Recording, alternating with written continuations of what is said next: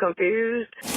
We hear you. My whole roof just caved in. And we have seen so many unbelievable images. And then to see it in Texas, it's just striking.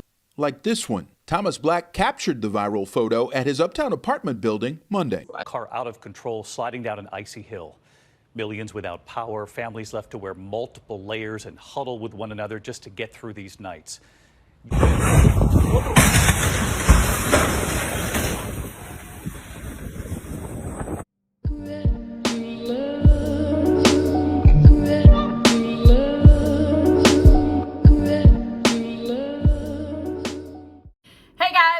And welcome back to my channel. Welcome back to the Green New Deal, No Deal, Ground Zero, also known as Dallas, Texas. Yes, you heard correctly. Green New Deal, No Deal. I'm not with it.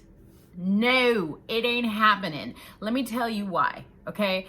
The last few days in Texas have been crazy. Now, I know that the rest of the world is probably laughing at us, like places like Detroit and Canada and Chicago, where they experience negative degree temperatures. But here's the thing to remember, okay? We here in Texas are experiencing temperatures that are like 70 degrees lower than what we are, used to experiencing.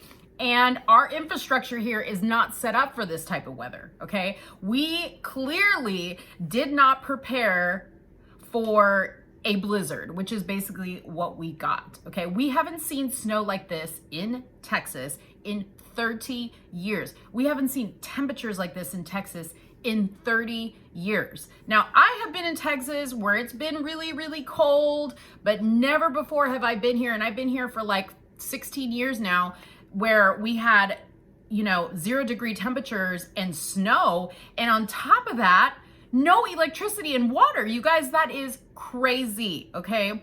Let me tell you what happened here. So basically, our power grid has failed, okay? We had, again, really cold temperatures. We had a huge demand on electricity with people warming, their homes, plugging in devices. On top of that, everybody at home because of COVID, and it just put a huge strain on the system that it wasn't used to. Then you also have the fact that we have some windmills here, wind turbines here in Texas, because we were trying to play nice with the environmentalists, and try to do our part to conserve energy and protect the planet. So we invested in some wind turbines, and yeah, we want our money back. No deal.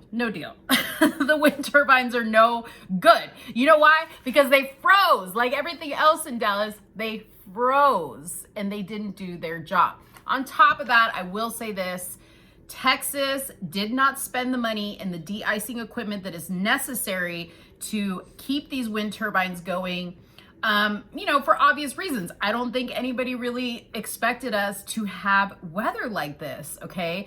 But I will say, if we were going to be the test dummy for this experiment, I don't think you could have picked a better state.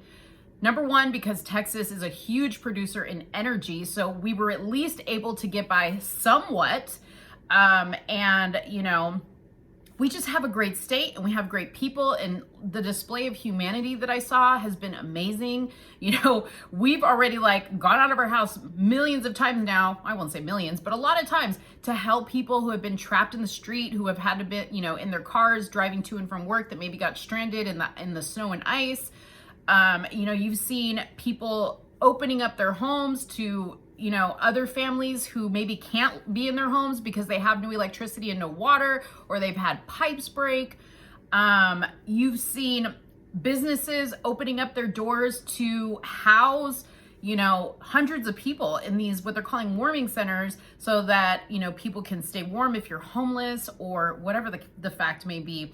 It's really been amazing. I can't even imagine how this would have ended up in any other state, that really truly isn't prepared for this. Now, the one thing I did notice that didn't happen, because the last couple of months we have been seeing a lot of chaos going on in the world, with COVID and the riots and all this stuff.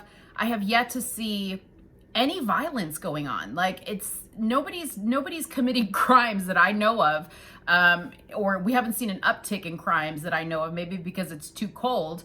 But, I think people are just trying to help one another, and you really start to see the side of humanity that I think we all really need to see right now, which has been really good. So I will say this, to look on the bright side of this entire ordeal, it's been nice to kind of get back to basics. Obviously with COVID, we started to do that, being trapped in our homes, having to wear masks, having to conserve, food and toilet paper and all this other stuff. It was kind of like the warm up to what we are going through. But I will say this, don't think that we are the only ones. I hope people are paying attention because, what's funny is all you hear about is global warming, global warming, global warming. Well, where is that global warming? I would really like some of it right about now. But I don't see any global warming going on. I see global freezing going on. And I see that we are not really prepared to deal with that. Now, tomorrow, I'm going to be doing a story on Onyx about the Green New Deal. So I'm going to go into that a whole lot more tomorrow. I'm not going to spend too much time with it here other than to say I don't think we are ready for that. I think Texas has proved that over the last, I would say 3 to 6 days is really how long this has been going. And yeah, we need to get our ducks in a row. We need to really think through whether that's a good idea, whether 100% electric, renewable energy is really the way we want to go. I was sitting here because I was preparing for another story that I was doing for Onyx this morning about GM announcing that they were going to go full electric in 2035. And, how ironic, that we don't have power here, or we didn't have power here. Can you imagine if everybody had electric cars?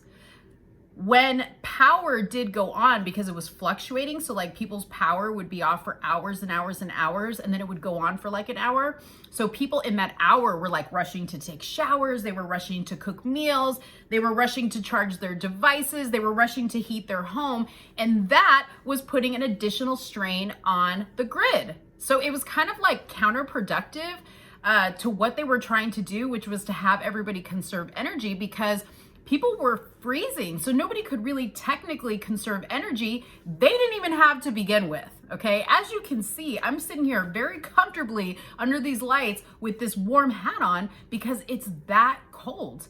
Even now, it has taken a long time for the house to warm up and to stay warm.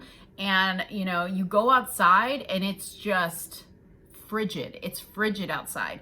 Now, the good thing is as temperatures warm up, the snow is going to start to melt. It's going to start to dissipate, but the temperatures are still going to be within freezing range, which means we're going to have one gigantic ice rink. Okay. Then you have people having to deal with all the repairs that they're going to be needing to do to their home. You have people with busted water pipes. You have people with damage to the inside of their house due to leaking water.